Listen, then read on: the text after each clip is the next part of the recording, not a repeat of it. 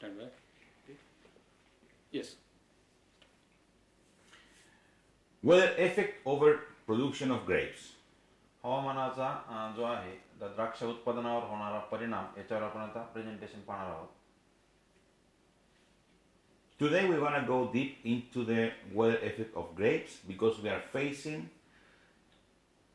sooner a very cold weather during the months of December and January.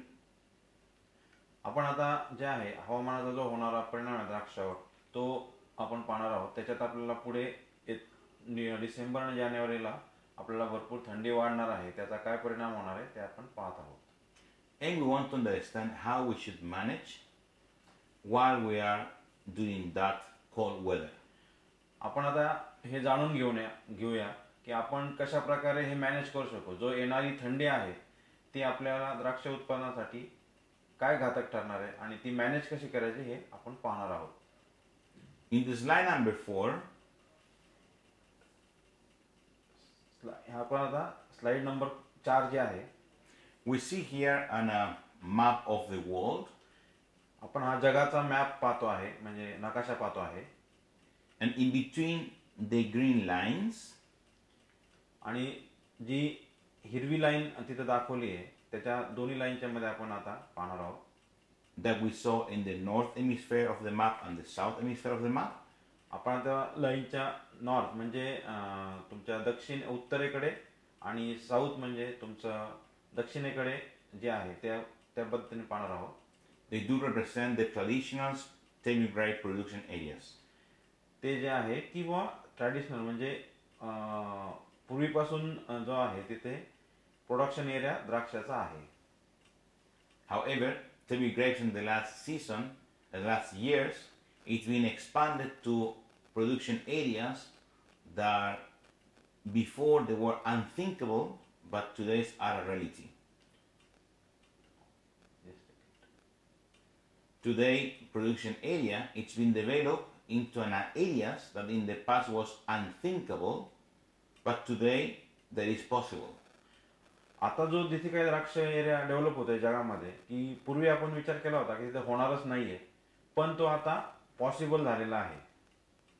For example, there is grape in tropical areas.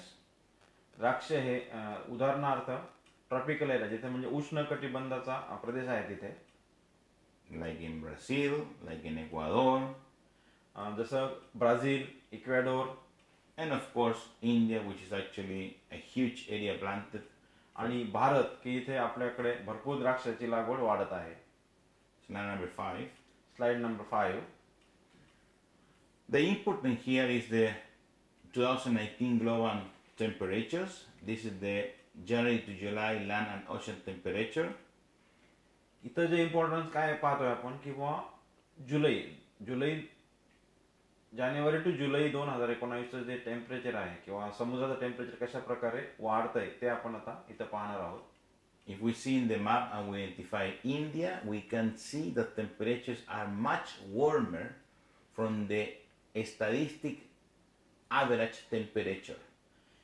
भारताचा जर नकाशा पाहिला आपण इथं तर मागच्या जे काही त्याचा ॲव्हरेज आहे त्याच्यापेक्षा भरपूर काही टेम्परेचर आहे समुद्रातलं वाढलेलं आहे.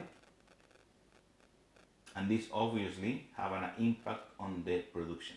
आणि हा 100% आपल्याला जे काही द्राक्ष उत्पादन घेणार आहे त्याच्यावर त्याचा इम्पॅक्ट येणार आहे, म्हणजे परिणाम होणार आहे. Slide number 6. Slide number 6. Last year, the season 2018, it was considered as the fourth warmer year after the post-industrial baseline. मागच्या वर्षी 2018 जे आहे हे जगातलं सगळ्यात जास्ती टेम्परेचर असलेलं वर्ष ठरलेलं आहे. So this is a 139 years of data. हा 139 वर्षाचा डाटा आहे. And in these 139 years, the 2018 was the fourth warmer year. ह्या 139 वर्षाच्या डाटामध्ये 2018 हे हे सगळ्यात जास्त वॉर्मर म्हणजे सगळ्यात जास्त उष्णता असलेलं वर्ष ठरलेलं आहे. And the year 2019 is actually now at the second more warmer year so far. आणि 2019 हे पण सेकंड म्हणजे पुढचं वॉर्मर इयर जे आहे म्हणजे 139 वर्षातलं 2018 आणि त्यानंतर 2019 हे पण उष्ण असलेलं वर्ष ठरणार आहे. Slide 8. Slide 8 7 8. Okay 8 The climate risk extreme events and related impacts of this year 2018. Climate जो आहे एक्स्ट्रीम इव्हेंट झाला होता म्हणजे 2018 मध्ये एक एक्स्ट्रीम इव्हेंट झाला होता. इव्हेंट क्रिएट झालेला आहे 2018 मध्ये. More than 2 million people displaced by weather. 2 million म्हणजे जवळपास 20 लाख लोक हे त्याच्यामुळे Displaced. Displace means shift Moved. They was moved out. 20 lakh लोक जगामध्ये ह्या तापमान वाढल्यामुळे मूव आउट झाले म्हणजे गेले तिथून गेलेले आहेत. 820 million unnourished.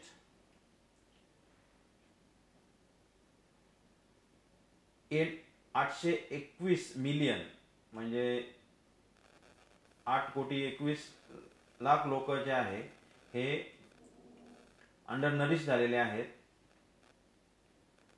Because drought. कारण जो आहे की दुष्काळामुळे. 35 million people affected by floods. 35 million लोक म्हणजे जवळपास 35 लाख लोक जे आहेत ते जास्ती फ्लड म्हणजे जास्ती पाऊस किंवा पूर आल्यामुळे शिफ्ट झालेले आहेत. More than 1,600 deaths associated with heavy waves, heat waves and wildfires. जवळपास 1600 लोकांचं जे मरण पावलेले आहेत की बुवा जास्ती फ्लड किंवा जास्ती टेम्परेचर मुळे etc. It is. And this is repeated this year again. आणि हे परत ह्या वर्षी पण परत घडणार असं दिसतंय.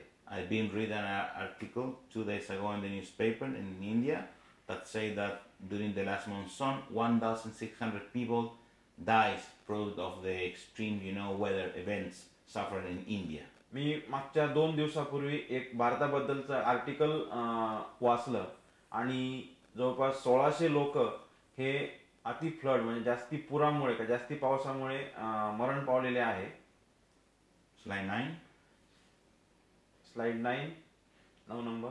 More than 59,000 farmers have been committed suicide because the severe droughts that they are actually suffering.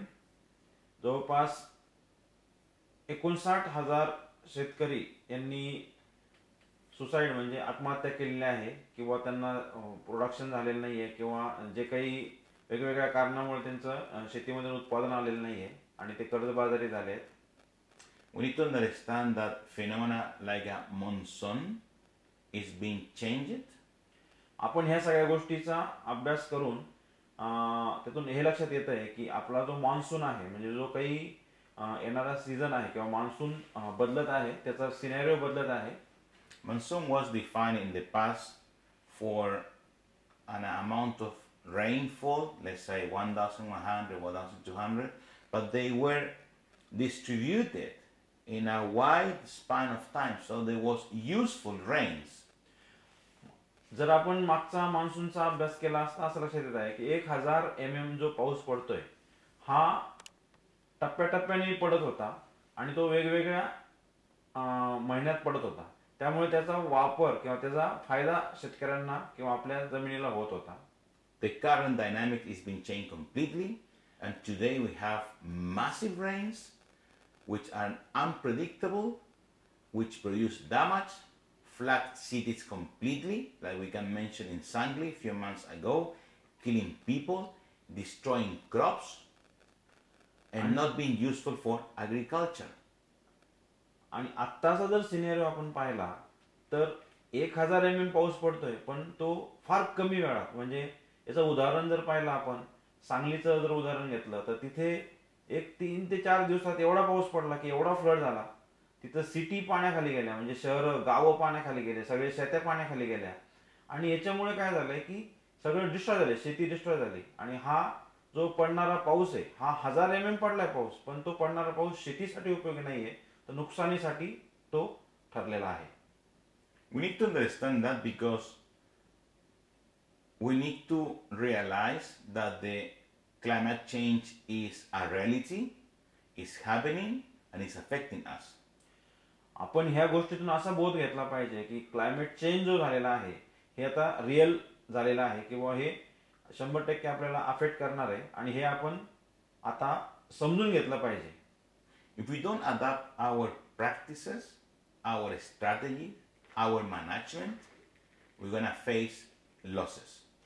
जर आपण ह्या जे चेंजेस झालेले आहेत हे जर आपण ग्राह्य धरले नाही, आपण त्या प्रॅक्टिसेस चेंज नाही केल्या, आपण मॅनेजमेंट चेंज नाही केलं, तर आपल्याला 100% लॉसेस होणार आहेत. It's not about who is more stronger, who is more clever, who is a better farmer. हे काही बुवा कुठला एखादा शेतकरी खूप स्ट्रॉंगर आहे, हुशार आहे, किंवा खूप श्रीमंत आहे, तर अशाने याचं काही त्याच्याशी देणं घेणं नाहीये. As an example of that is very simple, is you cannot fight against Mother Nature. याचं उदाहरण जर म्हणायचं असेल तर आपण मदर नेचरच्या विरुद्ध आपण लढू नाही शकत. I do a relation between, for example, everyone we saw the horrendous tsunami in Japan in 2010, when this massive wave, came inside, the Fukushima and all the area, killing, and destroying, thousands of hectares and killing thousands of people as well. आपण जर याचं एक दुसरं उदाहरण पाहिलं जपानचं, तर 2010 साली जी tsunami आली होती आणि त्यांनी हजारो हेक्टर एरिया जो आहे जमीन नष्ट केली. जवळपास तिथं भरपूर मनुष्य हानी झालेली आहे, मृत्यू म्हणजे लोक डिस्ट्रॉय झाले आहेत, मेलेले आहेत त्या सुनामीमध्ये, आणि खूप लॉसेस तिथं झालेले आहेत. Well, the weather is like a tsunami. It's destroying. It's changing everything. Man's power, man's force, man's energy, you cannot stop it. We cannot say to a wave, stop, and they're going to stop. They're going to kill us. So the only way to protect yourself against tsunami is running to a highest, level, to don't be actually flood with the water. जर tsunami येणार आहे, सुनामीला तुम्ही अडवू शकत नाही, ती येणारच आहे, आणि ती आली तर तुम्ही जाणारच आहे, म्हणजे तिथे मनुष्य हानी होणारच आहे तिथे. तर त्यासाठी तुम्हाला ती सुनामी जेवढी उंच आहे त्याच्यापेक्षा वर जायचं आहे, तरच तुम्ही जगू शकाल. The only way to avoid the weather is to planning our harvest to be in a minimum risk gap of time to any climate events that may affect us. For example, normally in September rains, even at the beginning of October, so pruning in October further to have less chances to be affected by these dramatic rains that we're suffering now and to lose the fruit as it's been happening this season. आपल्याला या हवामानासोबत आपलं जर उत्पादन शाबूत करायचं असेल तर आपल्याला जो ड्रामॅटिक रेन आहे, म्हणजे जो खूप पडणारा पाऊस आहे, जसं आपण सप्टेंबरमध्ये छाटण्या घेतल्या होत्या, त्यानंतर काही लोकांनी ऑक्टोबरमध्ये घेतल्या, तर ज्यांनी सप्टेंबरमध्ये घेतल्या त्यांचं नुकसान भरपूर झालं आहे. म्हणून आपल्याला त्याचा अभ्यास करून आपण ऑक्टोबरमध्ये शिफ्ट व्हायचं आहे का काय, हे सगळ्या गोष्टी आपण केल्या पाहिजे, आणि त्यानुसार आपलं डिसिजन आणि आपले छाटण्याचं नियोजन हे केलं पाहिजे. ऑक्टोबरचा जर विचार केला तर तिथे नुकसान कमी आहे सप्टेंबरपेक्षा, म्हणून आपल्याला नियोजन आणि हवामानाचा अंदाज घेऊन सगळं प्लॅनिंग करणं महत्त्वाचं आहे. So who be able to adapt themselves and to modify the strategies is the ones that they're going to survive. आणि ह्या सगळ्या गोष्टीचा अभ्यास करून जो काही आपली स्ट्रॅटेजी, जो काही आपलं प्लॅनिंग किंवा मॅनेजमेंट करेल तोच सर्वाइव्ह होणार, म्हणजे तोच आपल्या व्यवस्थित सर्वाइव्ह होणार आहे. Whoever this year pruned early, let's say before 1st October, it have a degree of damage from a serious damage to total damage in the crop of grape. Whoever pruning from the beginning of October further, he have from good to an excellent crop in today's situation. This is an example that the people who was able to adapt to a different pruning time or adapt the plan, the strategy, is having results. Who was not able to adapt, he lost. जो काही planning करणार आहे, जे काही तुम्ही planning करणार आहे, आता ज्या लोकांनी सप्टेंबरमध्ये छाटण्या केल्या होत्या त्यांचं जवळपास 70% पासून 100% नुकसान झालं आहे. आणि ज्या शेतकऱ्यांनी ऑक्टोबरमध्ये छाटण्या घेतल्या होत्या त्या शेतकऱ्यांकडे माल भरपूर आहे. म्हणजे याचा अर्थ असा नाही की कोणी शेतकरी हुशार आहे किंवा काय. तर त्यासाठी आपल्याला सर्वात महत्त्वाचं आहे की प्लॅनिंग मॅनेजमेंट फार महत्त्वाचं आहे की आपल्या हवामानाची सिच्युएशन पाहून आपण छाटण्यांचं नियोजन करणं जरुरी आहे. हे ह्या वर्षीचं उदाहरण तुम्हाला पाहायला मिळालेलं आहे. Slide number 10. Slide number 10. We have seen that the global risk events, which are those that put in serious risk the human race, is being changing from 2015 to 2019. आता इथे आपण ग्लोबल रिस्क पाहणार आहे. 10 नंबर स्लाइड मध्ये 2019ला 2015 पासून तर 2019 पर्यंत काय काय रिस्क झालेले आहेत ते आपण पाहणार आहे जगभरात. The green ones are the one related to an weather events. Green colour म्हणजे हिरव्या कलरचे जे काही चौकोन आहेत ते हवामानाशी रिलेटेड इव्हेंट आहेत. In 2015 we saw only one green square. 2015ला आपण एकच ग्रीन स्क्वेअर म्हणजे हिरवा चौकोन पाहिला related to weather. व हवामानाशी रिलेटेड एकच चौकोन आपण 2015 साली पाहिला. And after that it's been increasing. आणि त्याच्यानंतर पाहतो वाढत गेलेला आहे. In 2019 we faced that the first 3 global risks that are feasible that happen are related to weather. Extreme weather event, failure of climate change mitigation adaptation, and natural disasters. आता 2015 ते 2019 विचार केला तर 2019ला आपण 3 चौकोन पाहतोय पहा हिरव्या कलरचे. त्याच्यामध्ये वेदर कंडिशन एक्स्ट्रीम झालेल्या होत्या.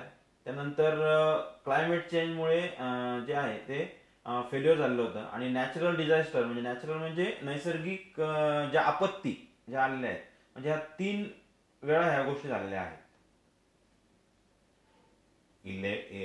Slide 11. Slide number 11. We can see the land ocean temperature percentile January to December 2016 in this map. आपण आता याच्यात लँड आणि म्हणजे जमीन आणि समुद्र याच्यातलं जर टेम्परेचरचा आपण मॅप पाहतोय तो जानेवारी ते डिसेंबर 2016चा मॅप आहे. And the reason why it's 2016 is because it was there basically when the major change is happening. So in that moment, the map basically is getting warmer and warmer. Science there is that India is much warmer than the average and is not being actually changed in the last 3 years of measurements. आता हा जो map पाहतोय आपण याच्यात जो लाल कलरचा तो हाय टेम्परेचर म्हणजे जे काही टेम्परेचर आहे म्हणजे तापमान आहे ते रेकॉर्डेबल झालेलं आहे. 2016 जानेवारी ते डिसेंबर जर पाहतोय तर तिथं भारताचा जर नकाशा पाहिला तर तिथे तो रेग्युलर तापमानापेक्षा हा वाढलेला आहे आणि हे कंटिन्यू घडतंय. हे तापमान कंटिन्यू वाढतंय भारताच्या बाबतीत. आपण आता पुढे त्याचा परिणाम काय होणार ते पाहणार आहोत. Slide number 12. आता 12 नंबरची स्लाइड आपण पाहतोय. At the Wednesday 27 November of this year, we can see that the whole Indian, area, it was actually under a warmer conditions. 27 November 27 नोव्हेंबरचा जो दिवस आहे त्या दिवशी आपण भारताचा पूर्ण जर नकाशा पाहिला तर हा अंडर वॉर्मर म्हणजे हाय टेम्परेचर मध्ये दाखवलेला आहे. This is an indication that actually the cool times is moving forward. Every year they're gonna come later, and they're gonna come actually more unpredictable.